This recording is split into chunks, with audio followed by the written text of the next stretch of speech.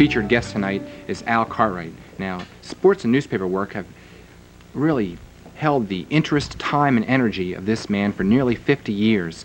When he was in high school, he got his first reporting job with a paper in Reading, Pennsylvania, and that led to his first full-time job when he graduated from high school with that same paper in Reading. From there, he went on to Dayton, Ohio, a newspaper there, and then he went into the military service, and then with a Philadelphia paper. Now, in 1947, he came to Wilmington and the News Journal, where he's been ever since, except in 1969 when he spent a one-year stint with the Philadelphia Phillies as a publicity consultant. Now, he came back after that and he started writing the type of column that you're familiar with today, which is peppered with Al's own sense of humor, which we very much love. And I've really enjoyed reading his articles over the years. I'm sure that you have too. Here he is, Al Cartwright. Hello, Al. How are you? Pretty good, thank you. Al, it sounds like you've been pretty busy over the last couple of decades. How did you get started in this business? Well, as a kid in Reading, which you mentioned, I always used to turn to the sport page first.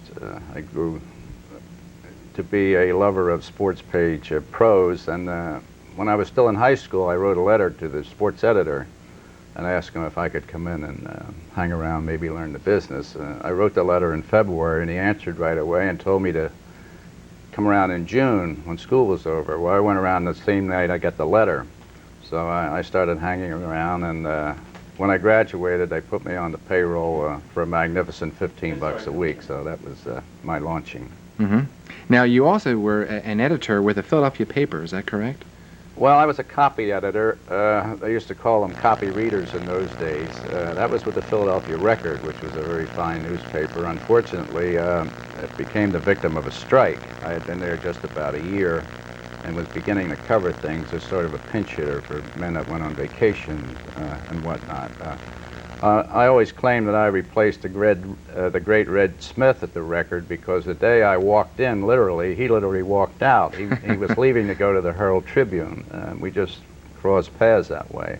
Of course, I was just going in there as a young copy reader, and he was the great columnist, as you all know. Oh, yes. Well, what brought you to Wilmington and the News Journal?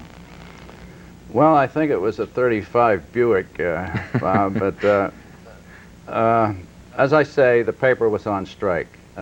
What brought me here was the soup line. I was out of work, you know. And the paper was idle for about 4 months before it was purchased by the Philadelphia Bulletin for the Sunday rights. Anyhow, I had some contacts in Wilmington, because when I was in Reading, Reading and Wilmington were in the same baseball league. And I knew the sports editors down here, especially one named John Brady.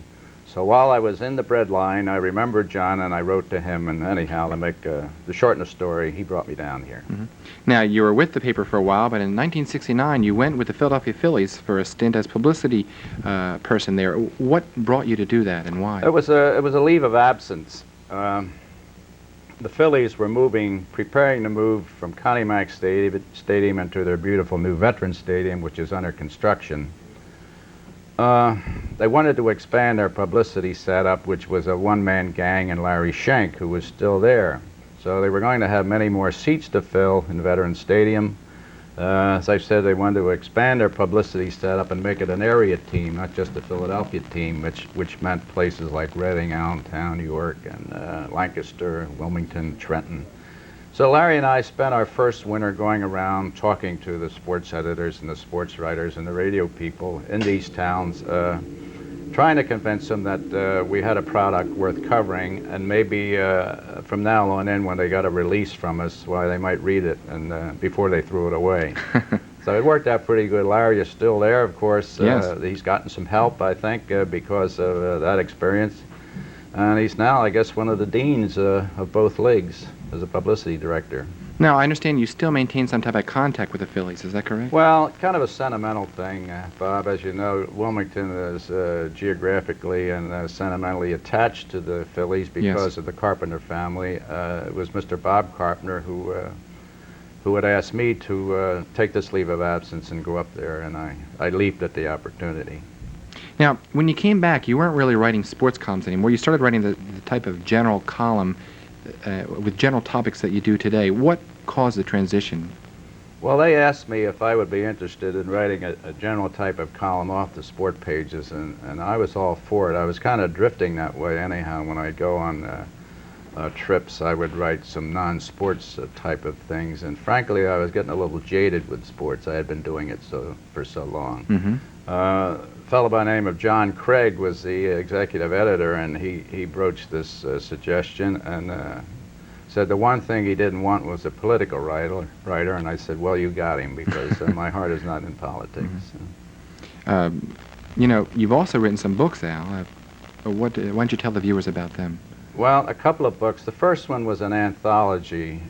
You know, it had already been written. All we needed was a pair of scissors to cut them out of the papers. And so they picked about 75 that I had written over the years, sports and non-sports. And the second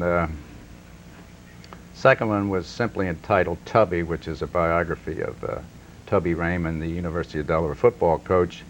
And I'm happy to announce that that book is now in its second printing. The first one was blurred. Oh. Mm-hmm. I remember when it first came out, and I was at the Delaware Trust trying to, next door on the mall, you were selling them there and autographed. Probably. We were all over the place. Yeah. Yeah. We were quite a popular book, I'd say. It went over pretty good. We were pleased with it.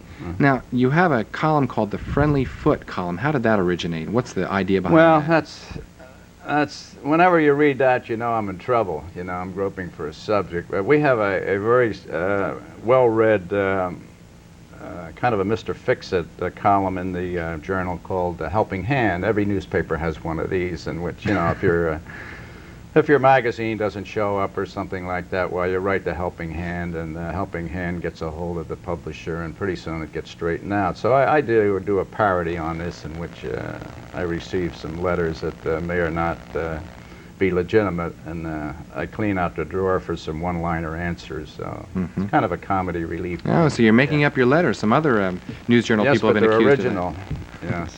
Oh, okay. The original makeups. I also understand you have a foot collection as a result of this. Yeah, well, column. I have the two I brought with me, and because of this, I've got 5 or 6 feet that people send in their ashtrays and whatnot. You know, you had a long and luminous career. Is there anything that you wanted to accomplish but you didn't? Well, I want to be a star like Crab Meat, but no, I'm in the twilight of a mediocre career, and I have yet to become a millionaire and win the Pulitzer. So I guess that's it, Bob. I've achieved what I wanted to do. I fed my family. Yeah. You're a fan of Crab Meats. Do you feel that you two have anything in common?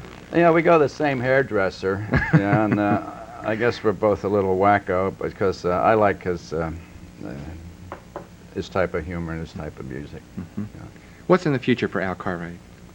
Well, from here I'm going to Zinks. They hear Crab Meat. Retirement is in my future, but it's sneaking up on me. But I've just beginning to think about it. So I don't know what I'm going to do, really. Well, Al, thanks for coming on Focus Delaware. My pleasure. I've enjoyed reading your columns over the years, and I want to wish you the best in whatever your future endeavors might be. Thank you. You have an exquisite sense of taste.